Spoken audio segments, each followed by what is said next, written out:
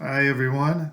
Richard here from Calvin Wazoo, bringing another episode of Frank Zappa, one album at a time. And this one's going to be kind of a long one.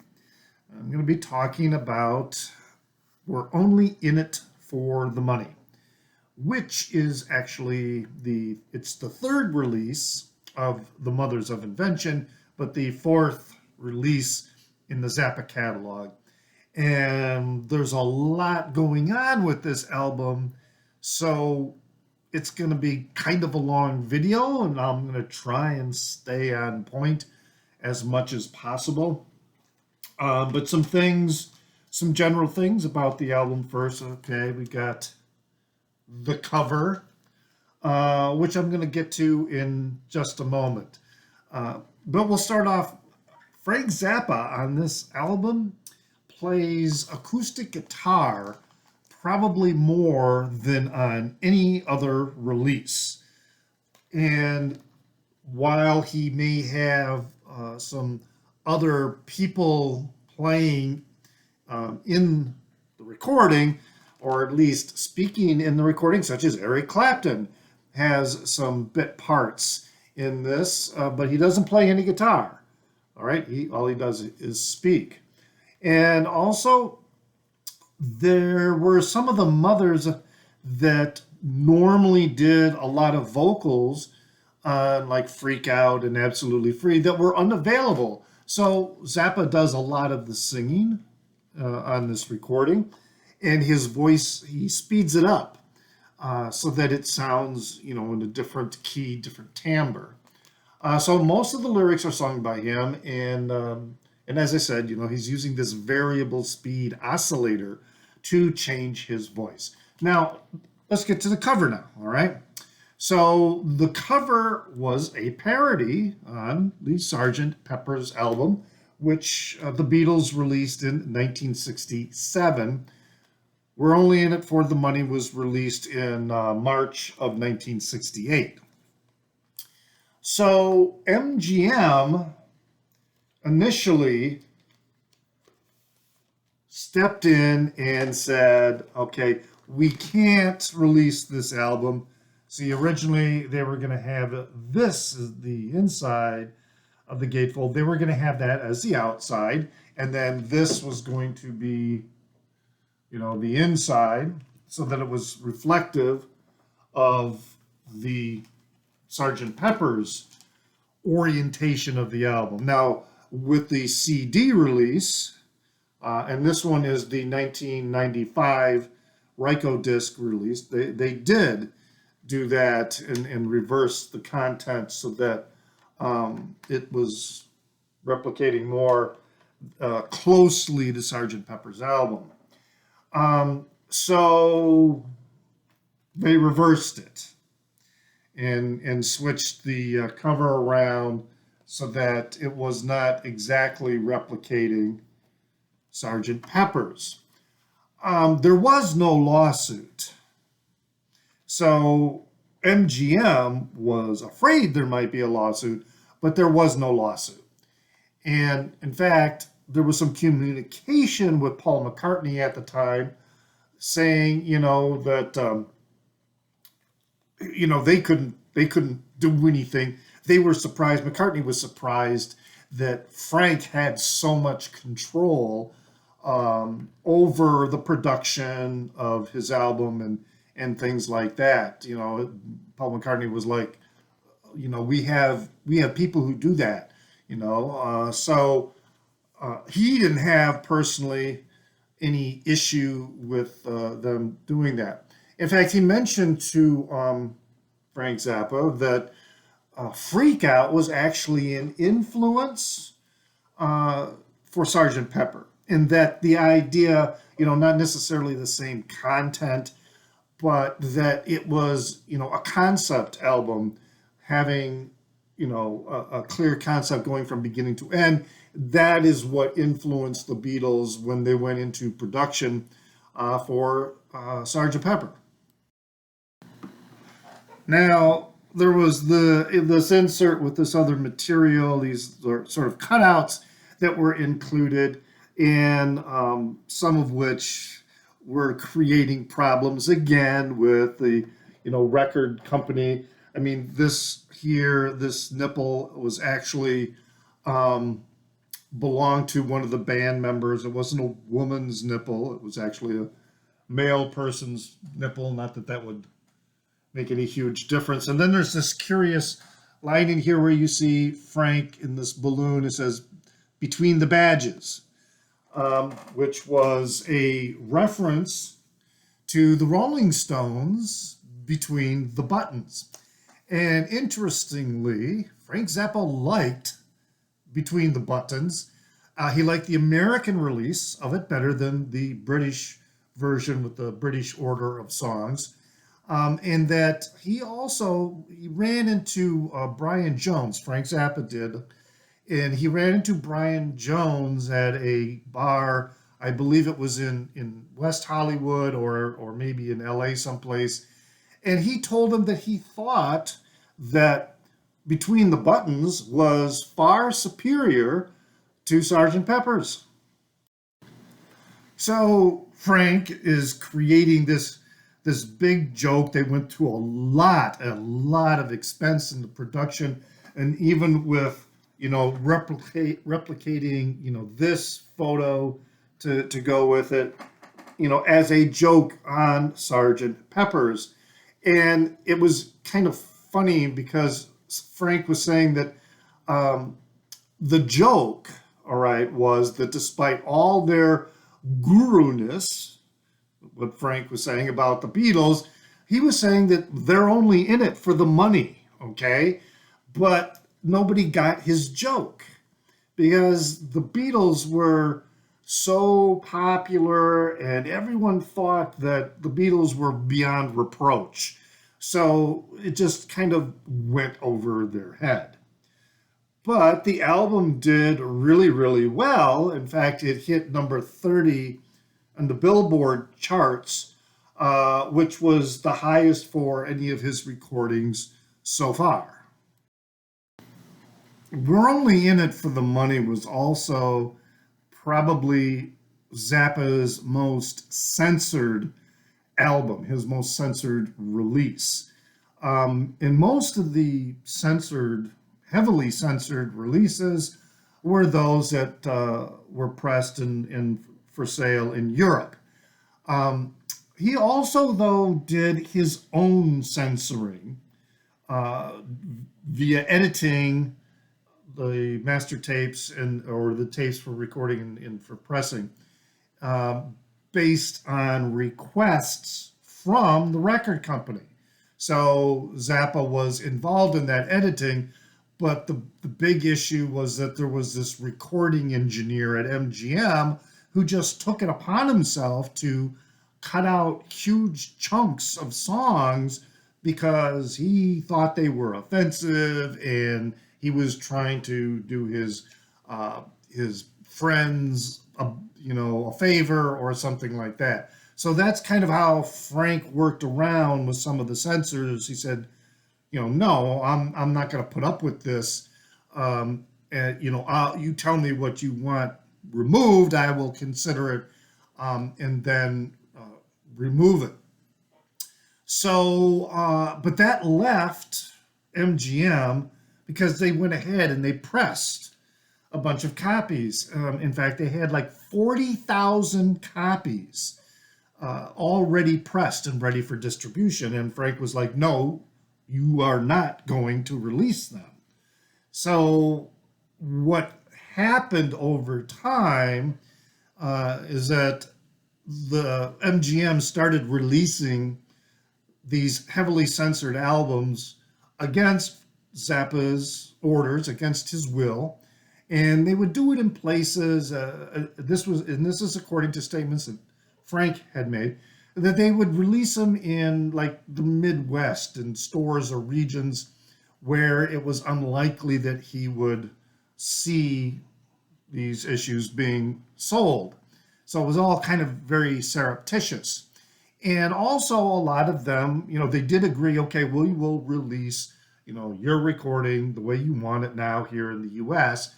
But again, a lot of the pressings that were released in Europe were very heavily censored, and he didn't find out about them right away.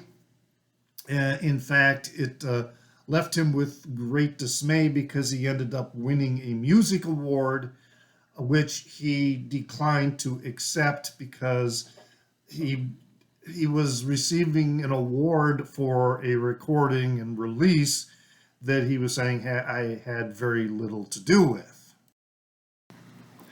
Well, after a very lengthy lawsuit, Zappa finally got the masters back from MGM. And he said, this is Frank Zappa, he said that they were so heavily oxidized that they were virtually useless and needed to be reconstructed. Now, there were some who were involved in the re-recording or remastering process that said, well, that's what Frank said. Those masters were not in as bad a shape as he was making them out to be. But anyway, they went through this whole reconstruction process with the masters that was very tedious, very complex. And then, so they came out with a CD version that was 1986, that was like a 2 LP. That was the CD release that was both We're Only in It for the Money and Lumpy Gravy. So maybe some of you may have that one, or you may recall seeing that. All right. So that is from the reconstructed master. It is not the original master tapes. And one of the complaints about it was that although it was completely uncensored, that it had new bass and drum tracks put in with Arthur Barrow on bass and Chad Wackerman on drums. And Frank had this idea that this was supposed to make the recording more appealing to a newer generation of listeners who were also more used to the dynamic range restrictions with compact discs.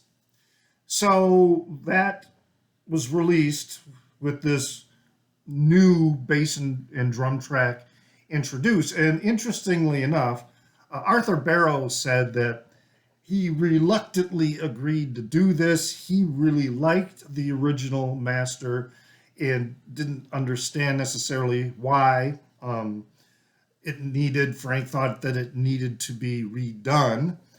And but he did enjoy the process of doing that, but nonetheless felt kind of bad about it. And when it was released, old fans of the Mothers were really upset with it. They were really, really upset and reviled that release. But interestingly, new fans who were not familiar with the original recordings liked it very much. So perhaps Frank's guess on that re-recording or remastering and then adding the extra tracks in, because what I think they did is they took the original 8-track and then remastered it onto 16 tracks or something like that, so that they had all these extra tracks that they could use, and then that's where they put the new bass and drums into it. However, it's so it kind of, for old school Zappa fans, they really hated it. But for newer listeners, they kind of liked it. But eventually, they did find a backup of the original masters. And then that led to this Rykodisc CD release in 1995, which is taken from the original, uncensored, untampered with mix.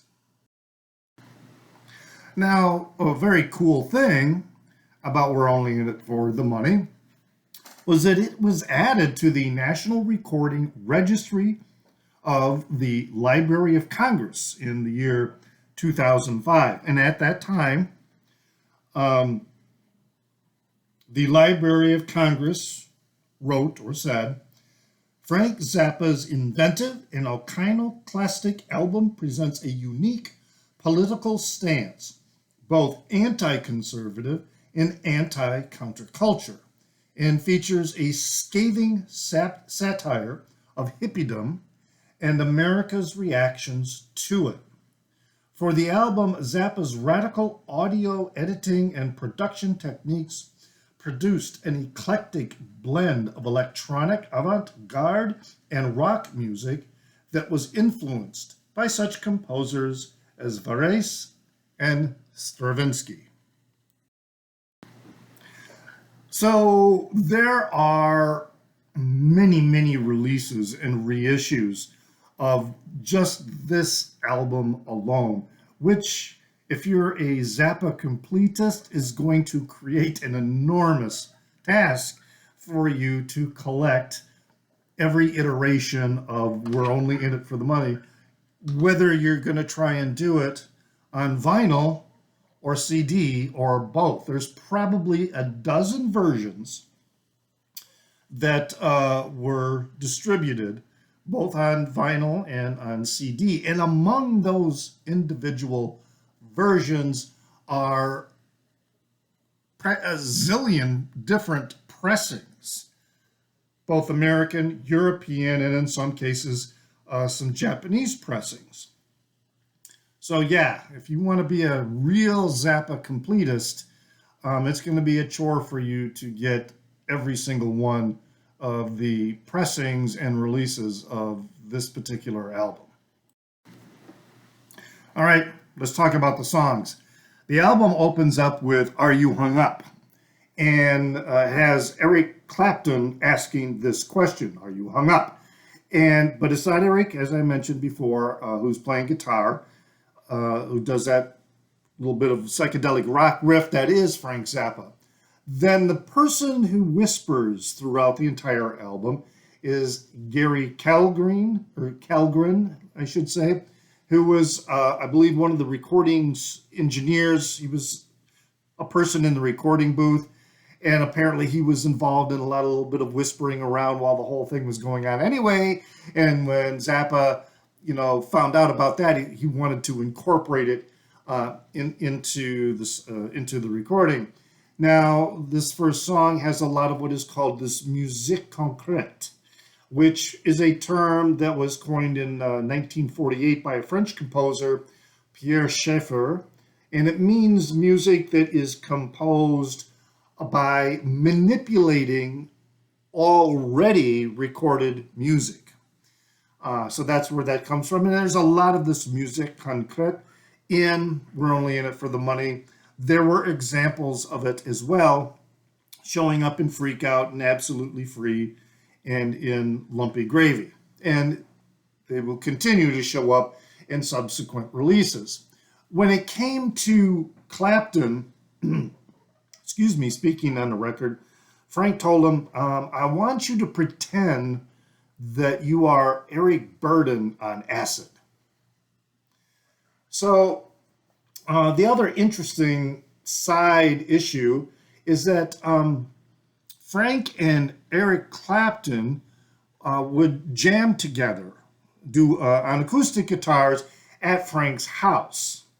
And Frank recorded, but he never released these sessions.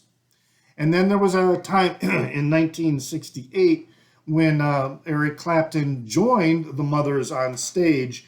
They were playing at the Shrine Exposition Hall in Los Angeles, and no one knew who this guy was that came up and jammed with them. And in fact, it wasn't until Eric Clapton walked off the stage that Frank announced to the crowd, thank you, ladies and gentlemen, that was Eric Clapton.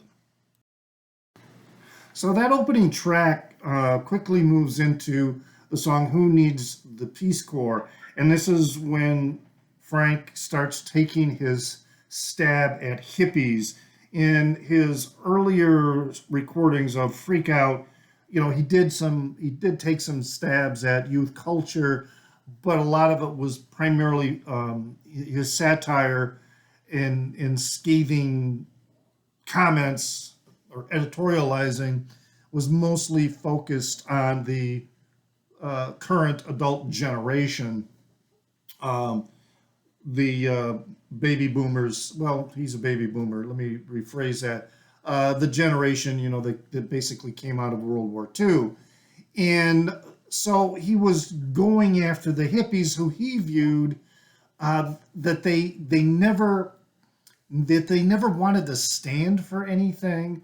All they wanted to do was leave their comfortable middle class homes, wear raggy clothes, let their hair grow out, and basically be on a permanent vacation. So that was kind of what he was putting into this song, Who Needs the Peace Corps, with lyrics like, I'll go to Frisco, buy a wig, and sleep on Owsley's floor, referring to Owsley Stanley, who was a sound engineer for the Grateful Dead and also legendary for the LSD that he would make and distribute around, particularly in the San Francisco area. Then there's this other line in the song where he sings, I'll stay a week and get the crabs and take a bus back home. I'm really just a phony, but forgive me because I'm stoned. Um, and then the song closes with, I will, it's Zapp kind of talking with the music going on in the background. And part of that is he's saying, I will love everyone. I will love the police as they kick the shit out of me on the street. So he was basically creating this notion that that the hippies, man, they're really not standing for anything. But at the same time, um, this album is infused with a lot of references to him understanding why the hippies were doing what they were doing. So that comes up with the song Concentration Moon, which is kind of a folksy little ditty that has like a vampy middle part in which he's singing, American Way, how did it start? Thousands of creeps killed in the park. American Way, try to explain, scab of a nation driven insane. He referred to the hippies as creeps basically throughout the entire album, but he's also referring to anyone who is not part of the norm. So while he's calling them creeps, he's not necessarily doing it in a derogatory way. He is using the words of the older generation who tended to categorize anybody who was not following the norm, that they were creeps. There's also a part in this refrain where he is singing, don't cry, gonna go bye bye, suddenly die, die.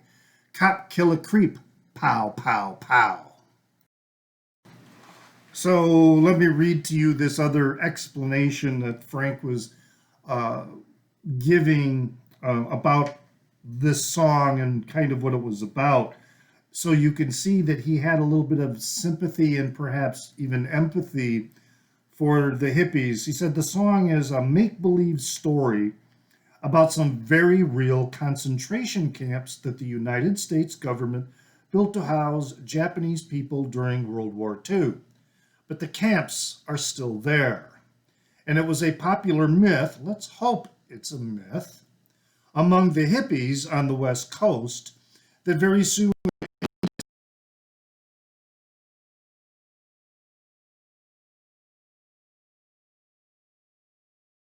stashed away. I better repeat that. I just saw my camera fucked up on me. Among the hippies on the West Coast, that very soon any dissatisfied, potentially non-conforming person in the United States is about to be rounded up by the government and stashed away in these camps. That doesn't mean just hippies. but they're probably thinking that militant blacks and militant Latinos and anybody who doesn't go along with the mainstream of hokum that the government is feeding to you is going to be stashed away. So after this, you get the next refrain in the song, which is eerily prescient when Frank is singing American Way, threatened by us, drag a few creeps away in a bus. American Way, prisoner, lock, smash every creep in the face with a rock. Don't cry, gotta go bye-bye. Suddenly die, die. Cop kill a creep, pow, pow, pow. This empathy continues into the next song, Mom and Dad, which is a very beautiful song, really, and also a very sad song. In fact, Frank believed it was perhaps the saddest song he ever wrote. And it made him sad when he wrote it. It made him sad every time he would sing it for the recording. And I don't believe he ever played it. He ever played it live. And essentially, the song is about kids that are killed by the police in the park. And in this song, the mother responds very unemotionally, well, they look too weird. It served them right. And it was her own daughter who was one of the people killed in the park by the police because she just happened to be laying next to a hippie, or as in the song, a creep. So interesting in a way that this song is similar to the Sgt. Pepper's song, She's Leaving Home. Because also Frank uses the chorus in this song to lambaste the parents, particularly with these lines, ever tell your kids you're glad that they can think? Ever say you love them? Ever let them watch you drink? The other foreshadowing element, perhaps, of this song is that, a few years later, you have Kent State and the shootings at Kent State. And I remember at that time, I would have been in my early teens, adults, parents of the people I knew who were essentially saying at that time that the students at Kent State that were shot deserved it. So the parental dysfunction is continued into the next song with Bow Tie Daddy, which is kind of has a 40s, sound to it. And what they did, Frank described the process as they would take those plastic coffee cups and punch a hole in the bottom. And then, he would stick his mouth into that hole in the bottom and then use the cup as a megaphone, kind that way, and distort his voice that way. So like, bow tie daddy, don't you blow your horn, everything's under control, that whole little fancy little ditty. And then we get into the song Harry You're a Beast, which Frank described that song as providing a little more insight into why parents at that time thought and acted the way they did. Well, then comes one of my favorite songs, and that is What's the Ugliest Part of Your Body, which has this quite beautiful lyric, starts off with, what's the ugliest part of your body? Some say your nose, some say your toes, but I think it's your mind. So while Frank is attacking, so to speak, or getting his digs in on the freaks or creeps, as he calls them in the album, he's also just really going after their parents. And there's this searing refrain in this song where he is speaking to the parents. All your children are poor, unfortunate victims of systems beyond their control. a plague upon your ignorance and the gray despair of your ugly lives. So, yeah, Zappa in a way thought that hippies were just kind of stupid and lazy and worthless. But he understood what created hippiedom, so to speak, and that was the fake lives of their fake parents. Now, the next couple of songs, Frank is returning to more explicitly mocking hippies. With the next song that comes up is "Absolutely Free," which he's kind of mocking this notion of you know freeing your mind, and he's mocking the psychedelic experiences of the hippies. Unbind your mind, there is no time. And in fact, he begins the song by clearly explaining what is meant by the word discorporate.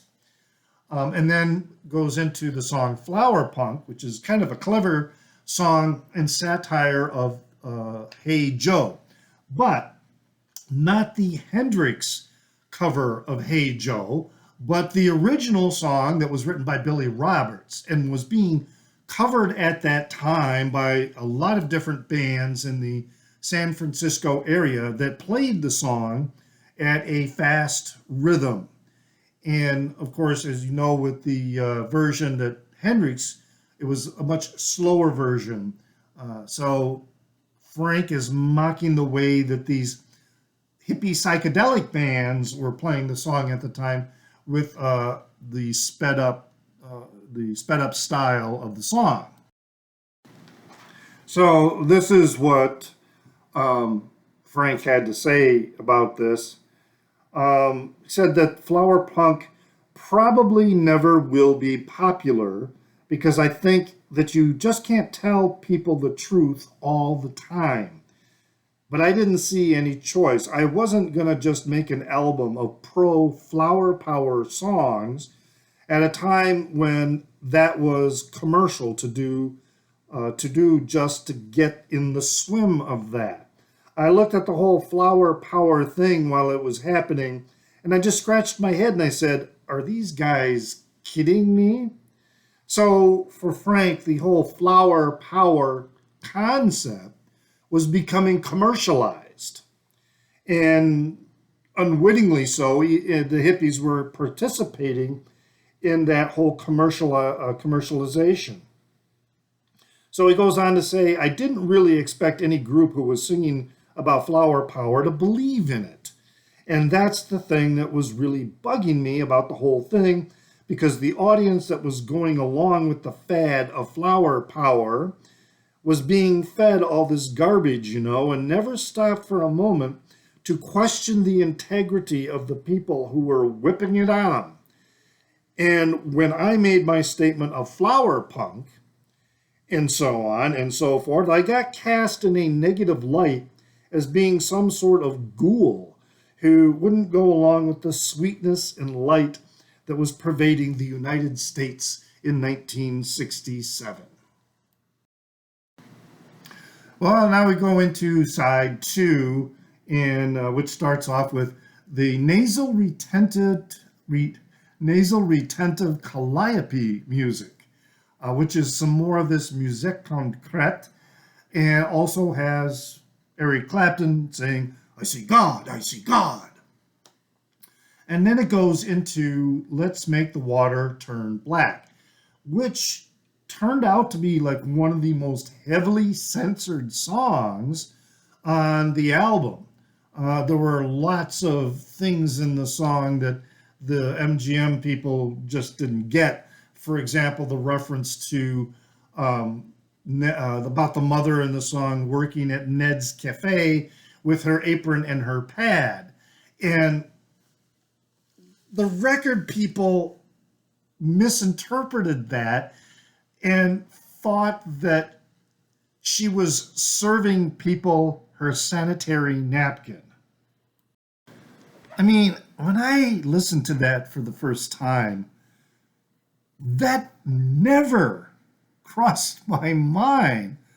I mean, I knew it was talking about her order pad.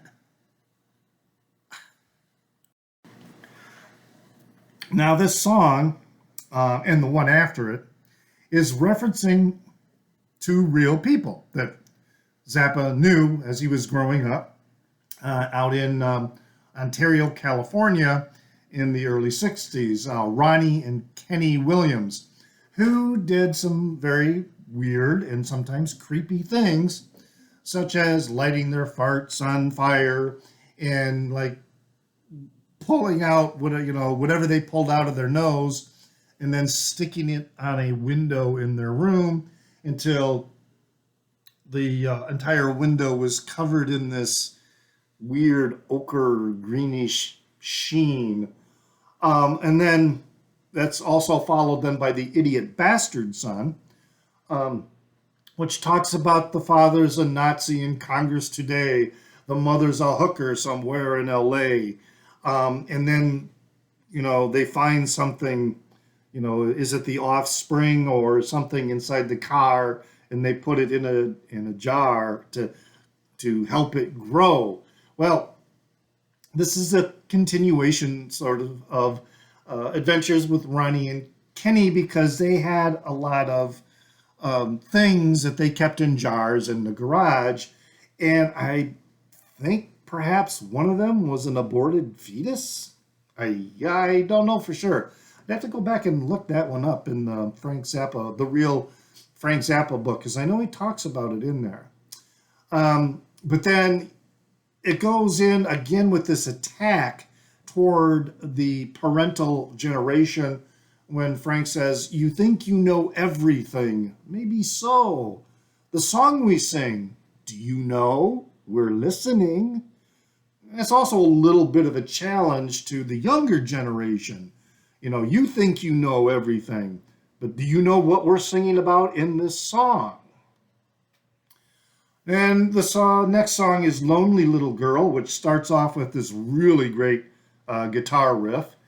And then there's this interlude in there where they repeat, what's the ugliest part of your body? And then that moves into the next song, which is probably my favorite song on the release, and that is Take Your Clothes Off When You Dance. So we've got this, in the first song, a lonely little girl with her mommy and daddy who doesn't care, but then there's going to be a new world, a better world, that there'll be even a time will come when you can take your clothes off when you dance. Well, then we get into a final reprise of What's the Ugliest Part of Your Body, which ends in a lot of, weirdness. And then the final lyric song is Mother People. And again, it's coming back at the audience, be it whether it's the hippie culture or but mostly toward the parental generation. And, it has this great statement in which Frank is singing, "Do you think that I creep in the night and sleep in a phone booth? Let me take a minute to tell you, my friend, let me take a minute to tell you my plan. Let me take a minute to tell who I am. Think you better know, if it doesn't show, I'm another person." So throughout all of this, he's trying to remind that perhaps the parents of that time that, here are your children and they're doing really weird, creepy, and often stupid shit, but then you start treating them like that instead of as people, as another person. And that same attitude is evident in the adult generation. And, we look today and a lot of that is still going on. So then the album closes with an instrumental musique concrète piece that is called the Chrome-Plated Megaphone of Destiny. Now, the liner notes explain that before you listen to this song, you should read Kafka's In the Penal Colony. And after you've read In the Penal Colony, then listen to the song. So the inference, and when you're listening to the song, you can hear bits of and pieces where it sounds like someone is being whipped or slapped. The music is jarring, harsh, clanging. You get a sense of this anger and violence in the music, and then it just kind of ends with this hum drifting out. Now remember what I mentioned about the big note when I was talking about that in Lumpy Gravy. The other weird thing, because there's always going to be some weird thing with Frank Zappa, is that the title of the song, The Chrome-Plated Megaphone of Destiny, is an actual reference, and Zappa has said this publicly, that the title refers to that small circular wind hole that is found in common toy dolls in the space where genitalia ought to be. So that is the chrome-plated megaphone of destiny. Robert Christgau, at the time that this was released, called it the best, the greatest Zappa album, Mother's album so far. And it is still considered to be a masterpiece in the Zappa collection out of everything that he's done, despite the era in which it was written and the events that were going on during that era, and that the content was focused on those events and the people of that time. This album holds up really, really well. And it's just as relevant today as it was in 1968. Thank you so much. Tell me what you think about this album. Leave a comment down under. I will have links to other videos that I have made about Frank Zappa's albums. I'm doing them one at a time. So I'll have links in the down under for the ones that I have already done, so you can look them up.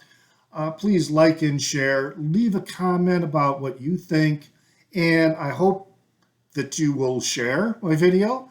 It does help. In comments, I would love to receive them. It really does help when I get one. But please remember to always enjoy your music.